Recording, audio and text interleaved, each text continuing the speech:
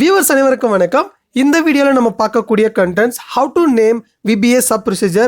ஒரு VBA code create பண்ணும்போது அதனுடைய மெயின் ப்ரொசீஜரோட அதனுடைய நேம்னுடைய மெயின் ரூல் என்ன இருக்குது, டிஃப்ரெண்ட் எலிமெண்ட்ஸ் என்ன இருக்குது, 4 டைப்ஸ் ஆஃப் எலிமெண்ட்ஸ் இருக்குது, அதை பற்றி எல்லாம் பார்க்கலாம். ஸோ அதனால் இந்த வீடியோவை நீங்கள் ஒரு முறை நீங்கள் பார்த்தா போதும், கம்ப்ளீட் நாலேஜ் இதில் நீங்கள் கெயின் பண்ண முடியும். ஓகே, ஃபர்ஸ்ட் நம்ம பார்க்கக்கூடிய கண்டென்ட் என்னன்னா how to name VBA sub procedure. அதை பற்றி நம்ம டீட்டெயிலாக பார்க்கலாம். ஃபர்ஸ்ட் உங்களுடைய விண்டோ நீங்கள் ஓப்பன் பண்ணிக்கணும். விண்டோ எப்படி கொண்டு வருதுன்னா Alt F11 ப்ரெஸ் பண்ணால் உங்களுக்கு டேரெக்டாக VBA எடிட்டர் விண்டோ ஓப்பன் ஆகும்.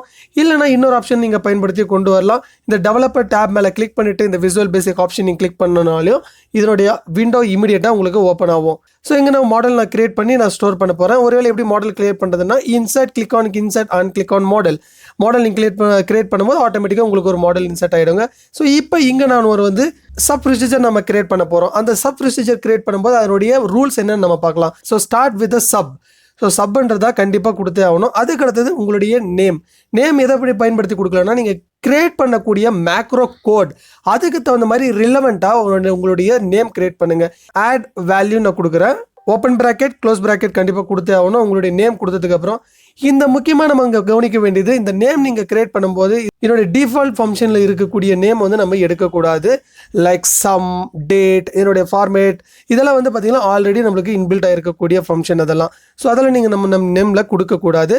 அதே போல் இன்னொரு முக்கியமானது என்னென்னா இந்த ஃபர்ஸ்ட் நேம். இந்த நேம் நம்ம கிரியேட் பண்ணும்போது இந்த ஃபர்ஸ்ட் லெட்டர் எப்பயுமே நம்மளுக்கு லெட்டரில் தான் இருக்கணும். It can be small letter or capital letter.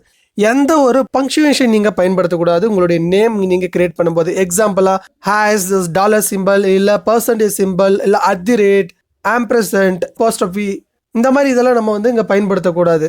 இதனுடைய நேம் லெட்டர் லென்த் எவ்வளோ இருக்கலாம்னா மேக்ஸிமம் 255 லெட்டர்ஸ் நீங்கள் இதனுடைய நேம் நீங்கள் கிரியேட் பண்ணலாம். இதுதான் முக்கியமான ஒரு நேம் கிரியேட் பண்ணக்கூடிய முக்கியமான ப்ரொசீஜர்ஸ்.